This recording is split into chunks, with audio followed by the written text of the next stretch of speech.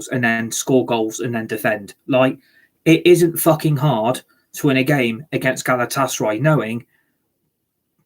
knowing what could happen if you don't win that game. It is an absolute fucking farce from United. Same old United, same old fucking story. Hey guys, good evening. Welcome back to the channel, United Red Devils 20 on YouTube. Hope you're all having a fantastic Wednesday evening. Hope you've all had a good day. Hope you're all looking forward to the end of the week. And I hope you're all looking forward to another brand new weekend in December 2023, at the beginning of December. First of all, to be a massive favour for me, hit the like button, hit the share button, hit the subscribe button if you're new to the channel, United Red Devils 20. Share the video, hit the tweet button, hit the retweet button, and remember to put the notification bell on at all times to receive dedicated content right throughout the rest of 2023 on this channel. For more Fortnite, Rocket League, EA Sports FC 24, F1 23 is back, Fall Guys is back, more previews, more match action, Christmas content coming up as well, and more brand new stuff planned for the last few remaining weeks in this year in 2023. Hope you're all good and welcome back to this live stream. And welcome to your UEFA Champions League reaction to Manchester United's absolutely, well, one word to put it, how have United not won that game? United go 2-0 up inside 18 minutes. They concede such a stupid goal from a free kick that Onana just stood there and let Ziyech basically roll in. You then get the 2-goal lead back and restore through McTominay. And then you concede 2 embarrassing goals through Onana again from Ziyech, ex-Ajax and ex-Chelsea reject, who worked under Ten Hag due to another poor defensive ability from Onana again. And then the 3rd goal, Onana's not even seen. And the angle that this player from Galatasaray has scored, Onana has been left absolutely blindsided and has stood no chance to save the shot. And it's ended up in the back of Onana's net. And United have basically thrown away a 2-goal lead again, twice tonight in one match. 33 chances on goal between both teams. And United have come away with only a point from tonight's game, finishing 3-3 with Galatasaray. And I have to question, we played so well at the weekend, and tonight we have gone 10 times backwards after one game. The opportunities United had on goal, you've had 33 chances between both sets of teams on the opposition goal. And United were meant to bring in a goalkeeper to replace the legend that David De Gea was. And he's let, again, 3 goals into the back of his net. He did this against FC Copenhagen. He did this against Bayern. And he's now done it against Galatasaray twice. And United have conceded 26 goals this season through opposition's attack, through free kicks and set pieces, and down to poor defensive ability from Manchester United. You do not bottle a 2-0 lead inside 18 minutes. You are the better team, you are playing the better football, and you are creating the most opportunities on goal to basically put this game to bed. United really, in my opinion, could have been 3 or 4 up in the first half.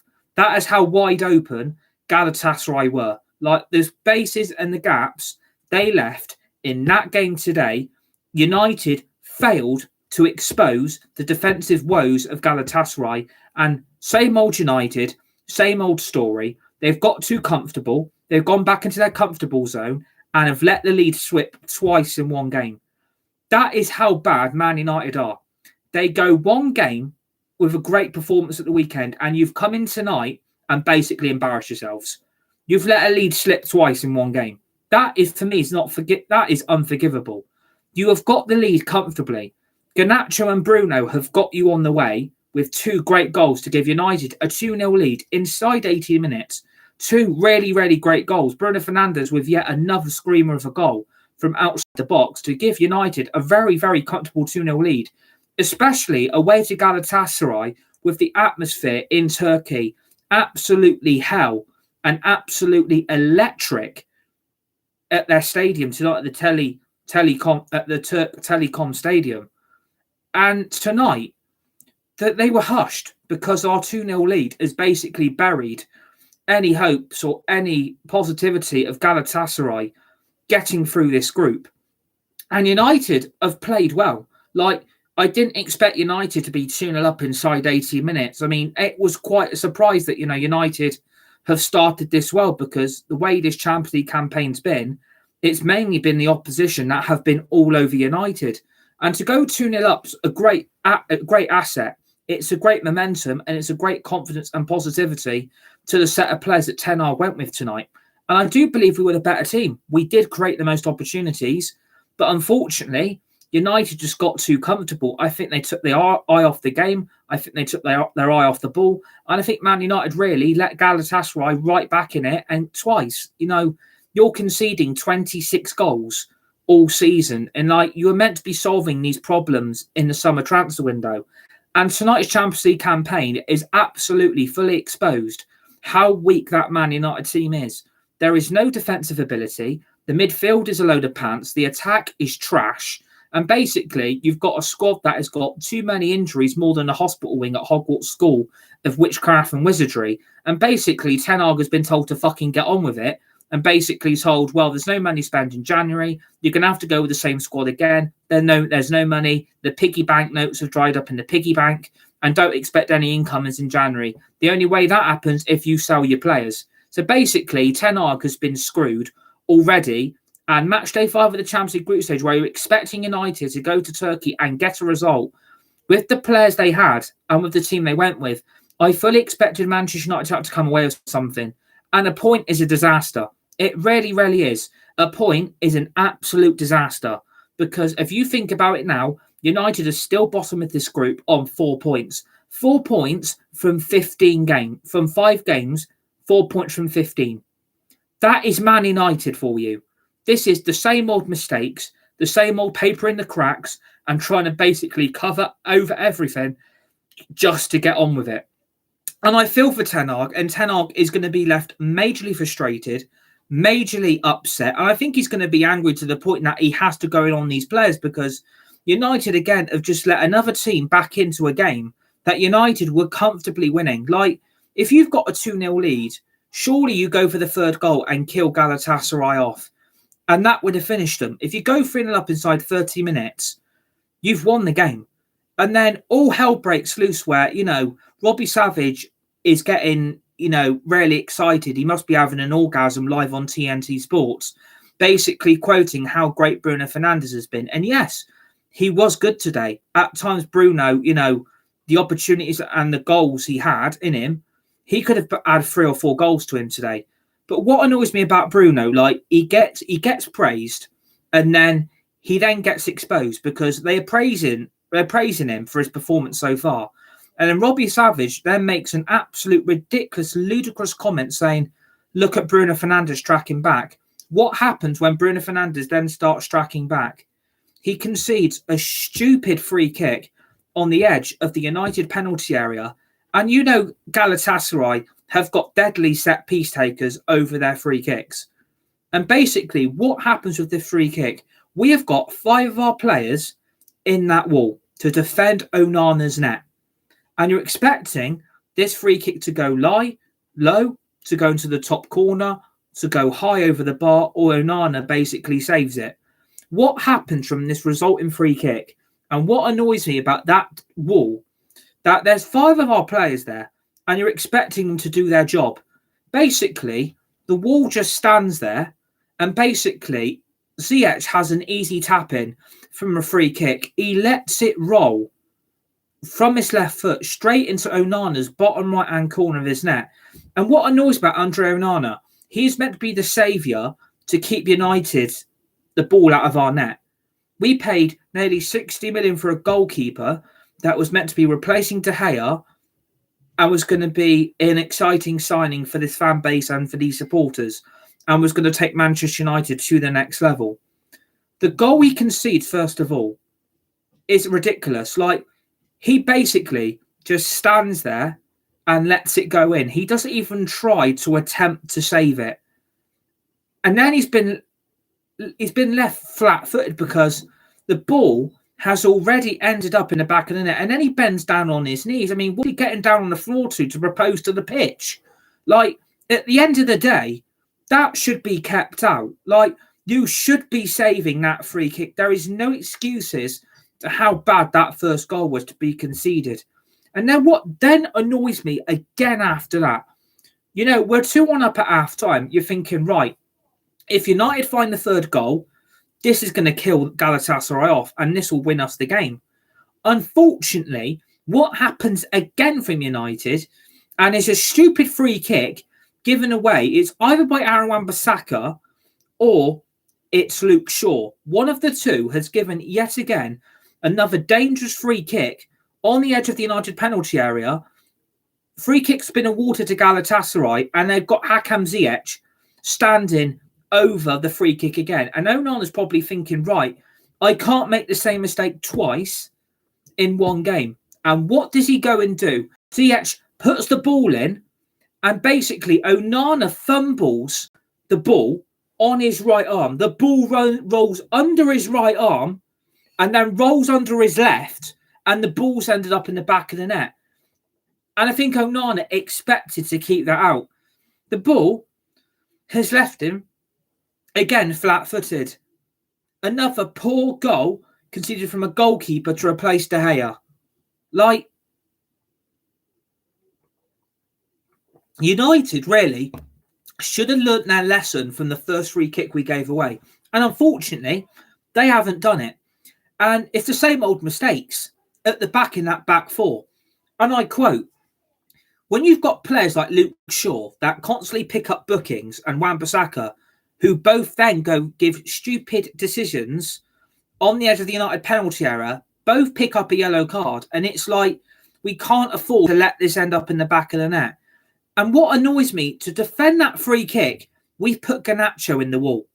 Like, he is not the tallest of players, Garnacho, and United have sent him out there to keep that free kick out. There's only one man in the United defensive wall to keep out the second Galatasaray goal. And because Garnacho is way too short, he's not the tallest of players. But tonight, I don't know what United are doing on the second Galatasaray free kick. It's basically thinking, right, Garnacho will keep this out. I mean, his height may not be there, but we're pretty sure Onana won't make the same mistake he did for the first.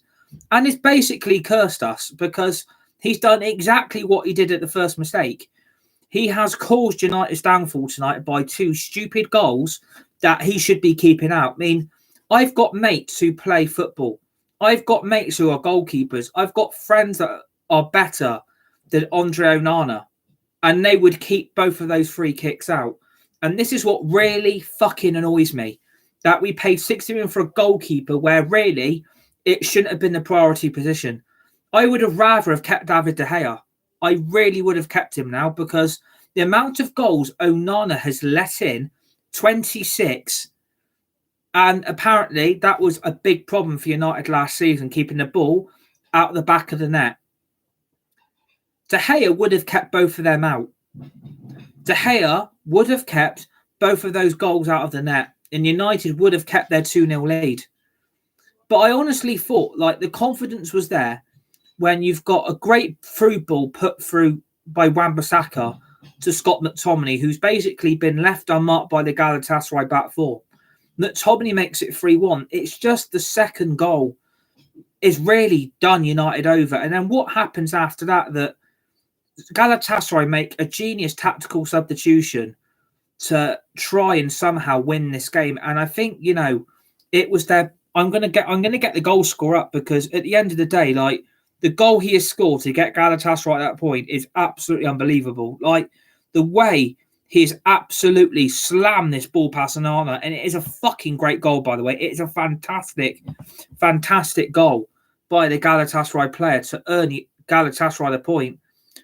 Arkatroglu, who was a big factor in the first game at Old Trafford in the return fixture, has absolutely put a screamer then past Onana. And the problem is Onana doesn't see it, and the ball has quickly ended up in the back of his net. And that is because he doesn't think a shot is going to go in from the position that shot was shot from inside the United penalty area.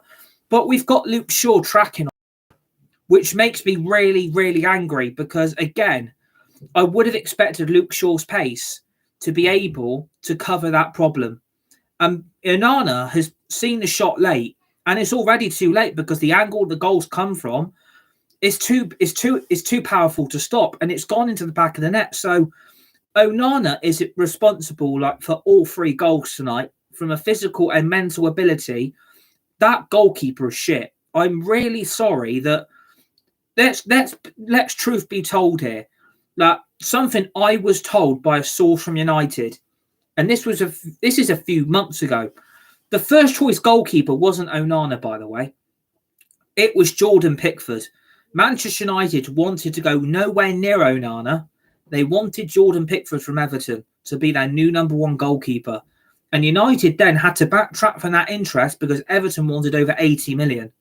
Even though Jordan Pickford wanted the move to United as their new number 1 goalkeeper, Onana had to be brought in due to Man United's incapability of doing transfers. So United had to go for the second string option yet again to get away with another shit process of trying to bring players in to improve this current first team crap. And it isn't fucking good enough. You are Manchester United and you can't get the job done on the pitch. Off the pitch, you're terrible. And you hype up one decent result at the weekend like it's a massive PR statement saying how great we were, how fantastic we were against Everton. Look at the teamwork and look at the physical ability that United showed at Goodison Park. But they have completely and utterly exposed them all. All of them have exposed themselves to just pure incapacity of being able to defend, able to put the ball into the back of the net. And you are putting players in this team that are nowhere near good enough and are causing the same problems every fucking match. And it is getting a point now to it's getting very, very boring having to call out the same fucking problems that this United team exposes themselves to. It's like a streaker running onto the pitch with nothing bloody on and exposing all his areas. United are more explosive than a streaker, and it is fucking embarrassing. The amount of opportunities we let the opposition have on our goal. If it's 16, 17 each way, because there was 33 shots on both goals, then United surely, for me, in the latter stages of the game, with 5 to 10 minutes to go, United had a chance through McTominay that should have gone in, a chance through Delot that should have gone in. Pellistri has 2 golden chances to go into the back of the net, and then Martial also has a golden opportunity to score as well. And none of them put the ball in the net. And you wonder why United are so screwed up trying to find the ball and trying to put that ball into the net. Because United haven't got the players available to them to be able to trust them. And the problem is those players can't be trusted. I'm sorry, all this hype around Pellistri, all this hype around Martial, it's bloody invalid. Pellistri, the 2 opportunities he has on the Galatasaray goal, they should both be going in. There are no excuses for Pellistri, who is hyped up more than Thomas the Tank from the island of Sodor, by the way, who is on the hype train of how great he is. Look how talented he is. Look how great his speed and agility is with the ball. And Pellistri has 2 chances to put both those goals into the net and takes neither. And people think he's the next best thing to take United up to the next level. I'm really sorry, but I've won more than what Pellistri's done in his career. I was a striker. I was a centre forward and I could actually put the ball in the net. And Pellistri has got all this hype on him, thinking he's a great Man United player and everyone thinks he's going to have a great career here. I'm really sorry, based on what I've seen tonight in a second half shitty cameo, no thanks, because he is not the guy to get you the goals. He is not an option on the wing. His ability on the wing, remember the summer, right? We were meant to be getting Sancho, and I'm going to come back to this. The summer we were meant to get Sancho, United screwed up and fucked up the Sancho deal. So basically what happens here is United end up having to rely on Ahmad and Pellistri, 2 players that United have never fucking heard of, nor of the fans, nor of the supporters. No one's heard of them. And basically United have said, well, if we can't get you Sancho, we'll give you Ahmad and we'll give you Pellistri. 2 players that weren't United signings, and United still went for it. Your answer tonight is take Rasmus off, take Garnacho off, and Anthony, and basically what happens here is we bring Martial on and we bring Palestri on. Like, can someone quote me who thinks that was a good idea? I know Rasmus really struggled tonight, and to be fair, he's only just come back from this hamstring problem. And fair play to him, he might not have been fit to play all 90 minutes. And I get the substitution at times, but how wide open Galatasaray were in that second half. They were exhausted. They were absolutely drenched out. They were gone. Their legs had gone. And United were attack. And United have taken off their two best players and brought on Palestri and Martial as the answers. Like, this is why United don't score enough goals, because the options they have after Rasmus Hojlund and Garnacho are Palestri and Martial. And I think Ten Hag realises, like, that is not the go-to answer. That is not the problem we need. We need a goal scorer and a winger that is going to create several big, massive opportunities and going to cause that Galatasaray back four absolute hell. And tonight, it hasn't worked, has it? United took off their two best influential players in Garnacho and Rasmus and basically thought Martial and Palestri could get us over the line and find the back of the net. And the problem is, Robbie Savage then came out of a comment, they must be tired. They're tired. They're a bit fatigued. We need to bring some fresh legs on. I mean, I don't get what Robbie Savage is smoking, but at the end of the day, Robbie, like, I know you have a job on TNT Sports, but can you actually talk some sense and stop talking bullshit like you've been talking all your pundit career? Because at the end of the day, I couldn't give a shit if these players are tired. They should be able to play 90 fucking minutes. And they didn't. And I'm not blaming Ten Hag. I am not putting any blame on Ten Hag for tonight. It is on those players for letting that lead slip twice and letting 3 goals in. Like, when you are 2-0 up, the game's comfortable. You are 2-0 up and you don't expect it. In below 20 minutes as well. And then you think, well, if we find a third, we'll kill this team off. Galatasaray will wear out. If they find a goal back, okay, it's a problem. We've conceded 1. But to concede 3, like, it's laughable. It's really fucking laughable that United have really shot themselves in the foot and that United have done this to themselves. I'm not surprised by it. It's the same old mistakes. Like, if United can't defend, they can't attack, can't control the midfield. Again, tonight, exposed. Like, I'm sorry, but if you look at that team tonight and, you know, when I saw we were 2-0 up, I was like, brilliant. Let's go on and find the third and let's kill this game off. Let's win these points. And you're thinking, right, we're going to win now. You're 2-0 up. The confidence is there and you believe that your team are going to get over the line. But as soon as they got the goal back, the 1 goal back to make it 2-1, United fucking collapsed.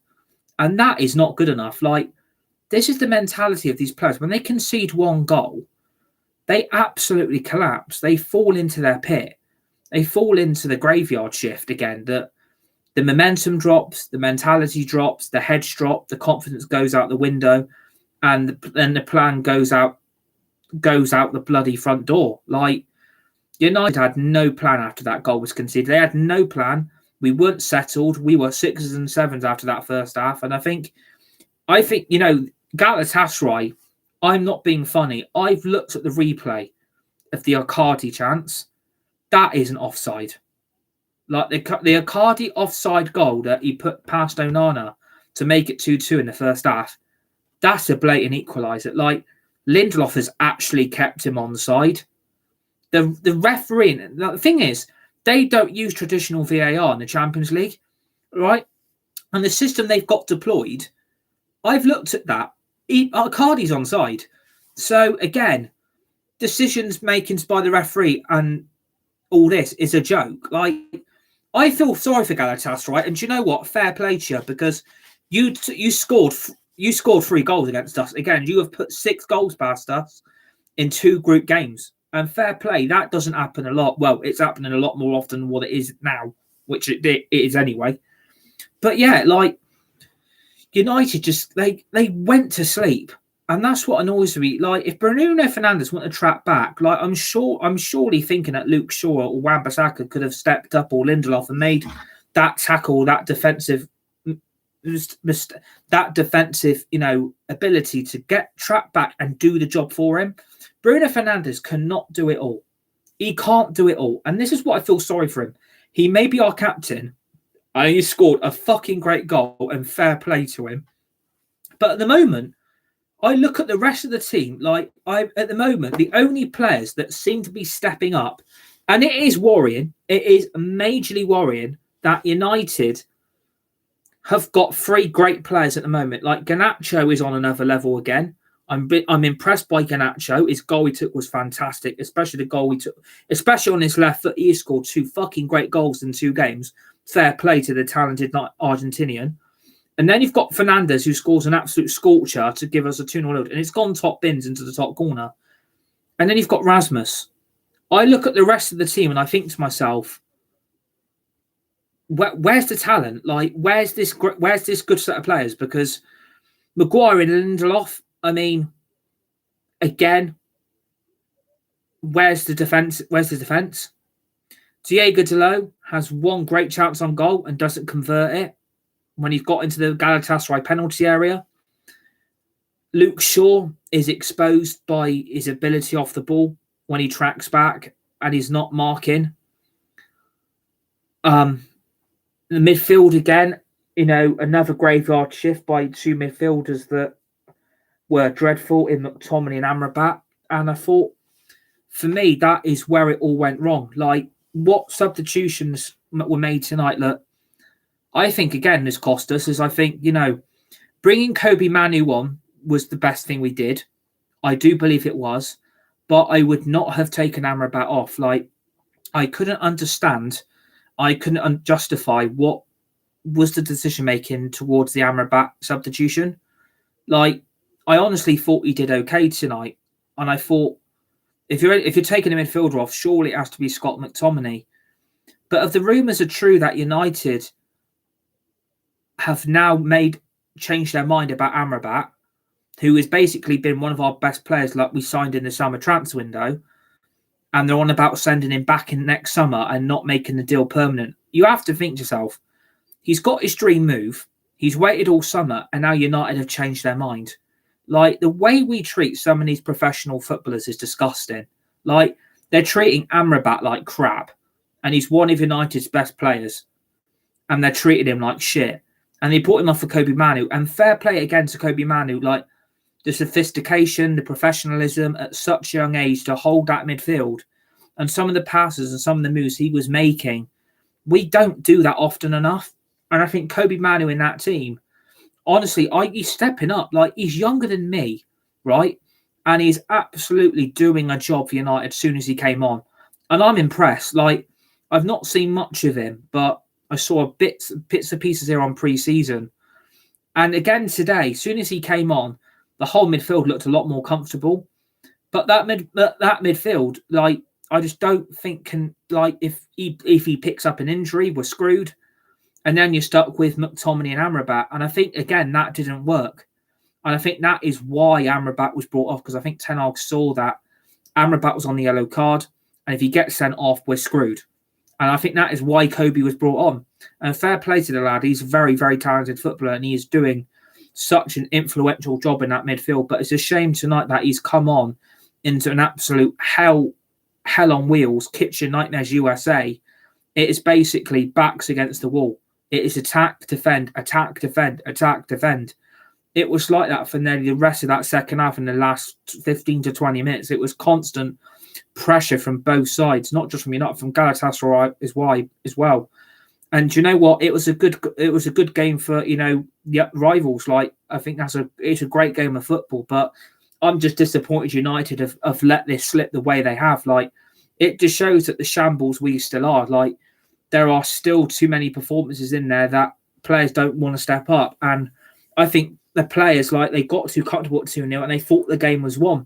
I think they got cocky about it because they thought, right, we're 2-0 up here. There's nothing much to be worried about. will find that goal and finish them off. And fair play to McTominay. Like, you know, he got the goal he needed, but that goal was in vain. Like, the whole game after that, it turned into just an absolute circus. It's an absolute pantomime of piss poor defending, poor goalkeeping ability, and a midfield that is then getting overrun. Like, Kobbie Mainoo should not have been put in that situation tonight. And I feel for him. Like, he's one of United's best midfielders, younger than me, extremely talented. And when he's got players around him not performing, like, if a bigger team came in for him, I'd be off. Like, this is Manchester United. We are meant to be a team that gets the job done on the night and gets, you know, the goals we need. And United don't do it. They shoot themselves in the foot, all hell breaks loose, and we give up. We surrender, wave the white flag, goodbye Champions League. And we're now in a difficult situation. Like, we are bottom of the group on 4 points. You're going to have to hope Bayern Munich beat FC Copenhagen. And United then left themselves in a right shit because their last group game is at home to Bayern Munich at Old Trafford on the final match day of the group stage. And United now have to win. Because if United don't win, we could end up out of Europe altogether, or we end up back in the Europa League. I don't know what's worse, to be honest. We have got two options realistically because we are not getting through to the Champions League knockouts. I solely believe we won't beat, but we will not be beating Bayern Munich at home. I mean, take that out the pipeline. Bayern Munich are going to come to Old Trafford and they're going to rip us apart. So United, basically, I'm going to confirm to you now, we are out of the Champions League. United will not turn this around. United will fail and will be out of Europe. I don't want to be in that banter Europa League where small little mid-table Premier League teams are. I don't want to be playing shitty teams like that in that competition. I've got respect, and I respect that they're in it. And some of those teams are doing okay. But I don't want Man United playing Thursday, Sunday, because it's going to fucking destroy us. And I think this is the problem.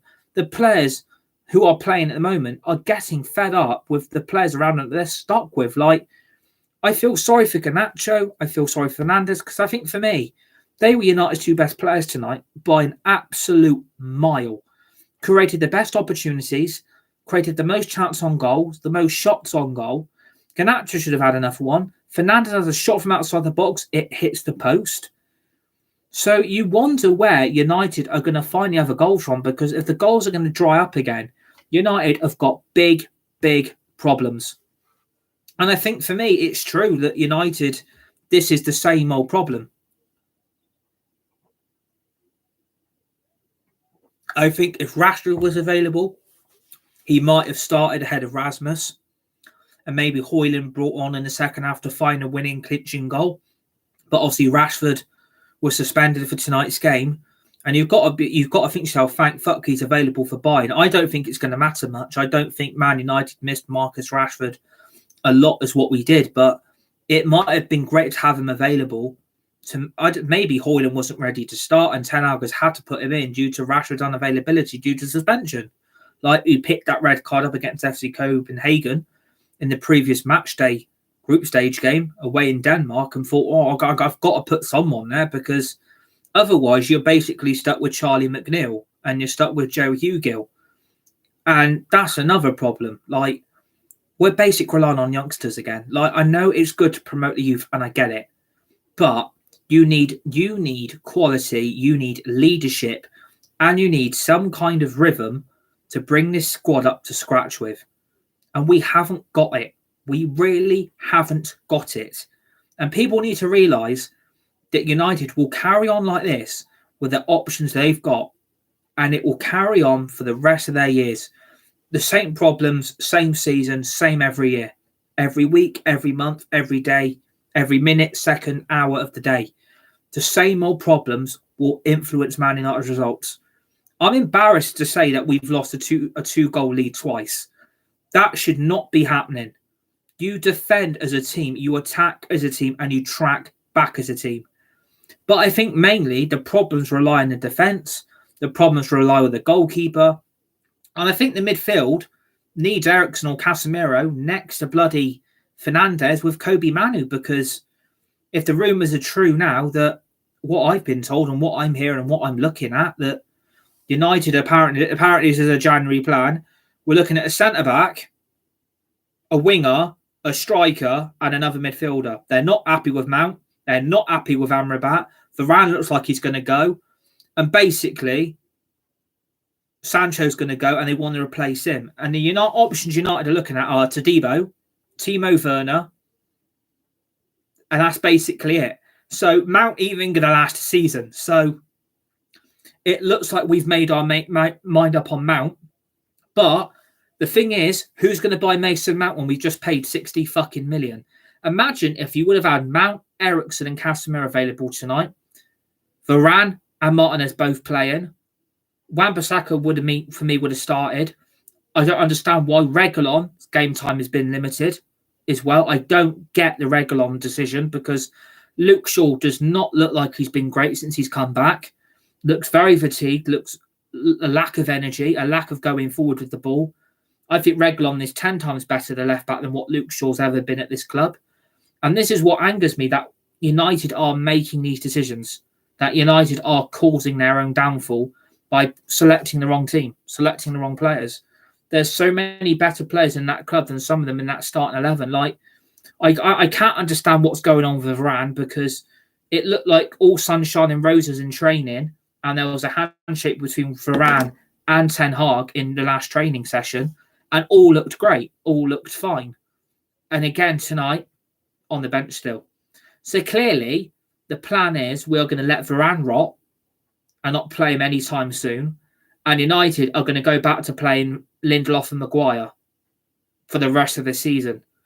Well, if we go out the Champions League and we do end up in that eventual Europa League nightmare, then you are going to have to sign a centre-back in January.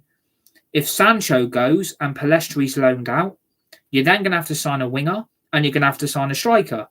If you're going to have to go and get Werner on loan from RB Leipzig, you're going to have to do it. He's got really limited game time, but there's a world-class striker in there. For me, he was treated badly at Chelsea, and I think for me, he would have slotted in tonight. I think Timo Werner up front for United would be a deadly striker. He was badly treated at Chelsea by previous managers that have fucked his career over. He went back to RB Leipzig and expected to be Wonder Boy, and basically has been treated badly again by Leipzig, and now United are seriously looking at him as an option. Like, they're also looking at Antonio Silva from Benfica. Well, good luck getting him out of bloody Benfica when he's got a 120 million release clause. So good luck with that happening. And I think for me, good luck trying to get to Debo, because apparently we've got a sell to buy again. Like, the bullshit is already starting to spin. And tonight it's going to spin even more that it was down to the tactics. It's all Ten Hag's fault. No, it's not Ten Hag's fault. That team backfired. That team let him down. That team gave up. That team bottled a 2-0 lead. 2-goal lead restored. Bottled it. United tonight it's embarrassing. Like, if you're a five-a-side team or you're playing a Sunday league football for your team and you are 2-0 up and then you concede one and then you get the 2 league goal restore, you concede another and then you concede the third, how are you meant to resolve that? Like, the confidence is going to be drained. The mentality is shot. United players are on the fucking floor. And people can play, it's all Ten Hag's fault. It's not Ten Hag's fault that we played shit. It is not his fault those players do not respond to going a goal down. It's not his fault that those players give up more than an egg and spoon race. Like, I wouldn't trust those United players to do a sack race. Honestly, I wouldn't. I wouldn't trust them to do anything. Because at the moment, that Everton win confidence is gone, and tonight they're going to be fucking drained as hell. So it wouldn't surprise me in the little slightest that United... Yes. Oh, thank you. Thank you very much. Okay.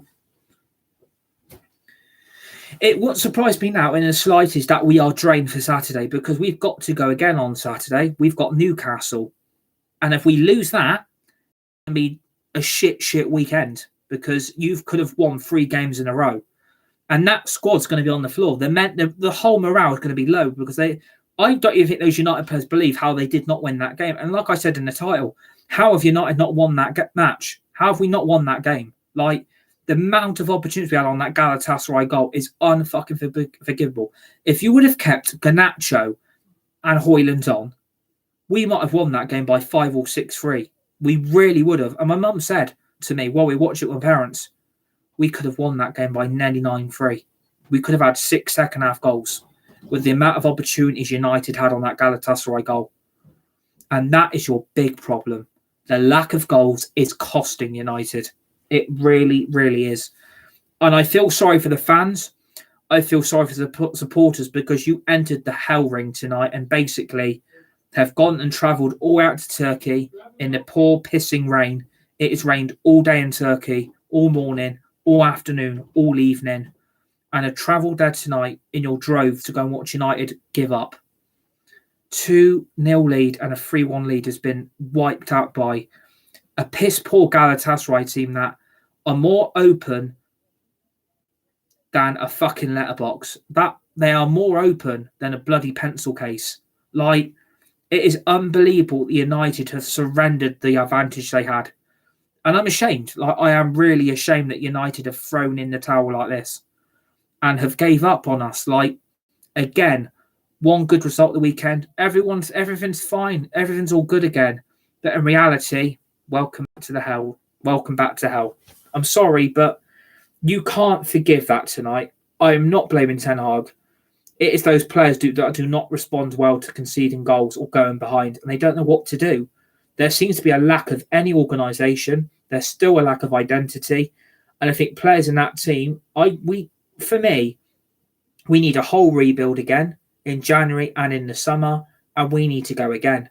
Because I just don't think we've got the physicality or the mentality or the ability to be able to keep this up.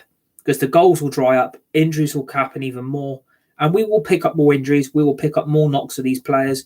The fatigue will set in, and the season will crash down and burn right in front of us. I'm sorry, it's true. It is really true that for me, United are just simply not at a level for Champions League football. And people said to me, "You've got an easy group. You'll be fine. You're going to coast it."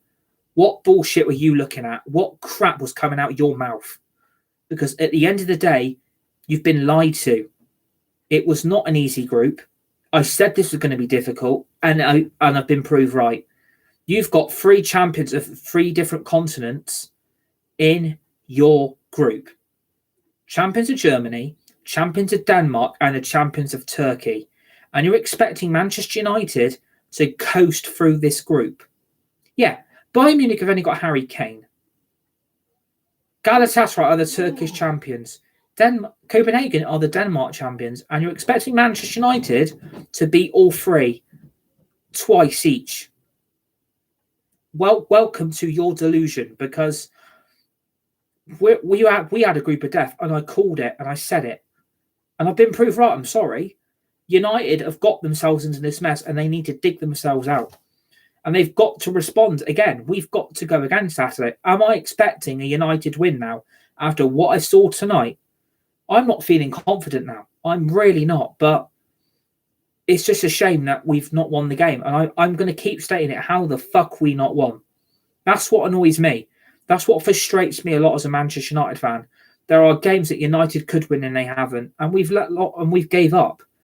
And it's sad, really. It's a sad situation we're in tonight, because we did actually play well in those first 20 minutes. And then as soon as the first goal went in, United just crumbled. They crumbled more than a Maryland cookie. Like, honestly, it's embarrassing at times, some of the football we're watching. But the goals we're scoring have been great. But apart from that, what can you really take from that game? What can you really take from that game tonight? Garnacho and Bruno Fernandes, I think, for me, the only ones who deserve any credit, because they made both those goals happen early on, and I thought United would have won the game easily. But I think that's why they get man of the match, because I think they created the most opportunities on goal, had the most shots on goal, both put the ball in back net with 2 great goals again after a goal this season at the weekend. I think that will do Garnacho and Fernandes well confident. But at the end of the day, I just don't know how United won that game. But we're sat here. We're going to have to lick our wounds. We're going to have to go again on Saturday. But it looks like we're going to be out of Europe, or it looks like Europa League football will return. So I don't know what's worse, option A or option B. I'd rather have option C. Fuck both of them. really, at the end of the day, I would rather not be in both now because there's no point. We're basically going to have to rely on the Premier League and FA Cup, people. Otherwise, this season's going to be shit. It's going to be an absolute fucking car crash. What a shit result. Fuck's sake. So I hope you enjoyed the reaction. Hit the like button, hit the share button, hit the subscribe button if you're new to the channel, United Red Devils 20. Share the video, hit the tweet button, hit the retweet button. Remember to always remember to put that notification bell at all times to receive dedicated content on this channel in the last few remaining weeks of 2023. We've got more EA Sports FC 24 Career Mode with United coming up in the next 2 days. More Fortnite OG, the Fortnite live event, the Big Bang on Saturday afternoon at 2 o'clock. We've got more Rocket League. F1 23's return. Fall Guys is back. More previews, more reactions. Then obviously, please join me for the preview Friday afternoon. We'll be doing the preview for the Newcastle away game for Saturday evening on match day 14 of the 23-24 Premier League season. It's going to be interesting what we talk about and debate on that. But after tonight, is anyone feeling confident go to Newcastle win after what we saw in that second half? Only time will tell, and let's hope Manchester United can respond. But anything with United is possible. Ups, downs, twists, turns, more than a fucking roller coaster. So enjoy your evening. Stay safe. Be nice. Be kind to each other. You're all legends. You're all legendary. And I'll see you on the next one. Fuck's sake, United.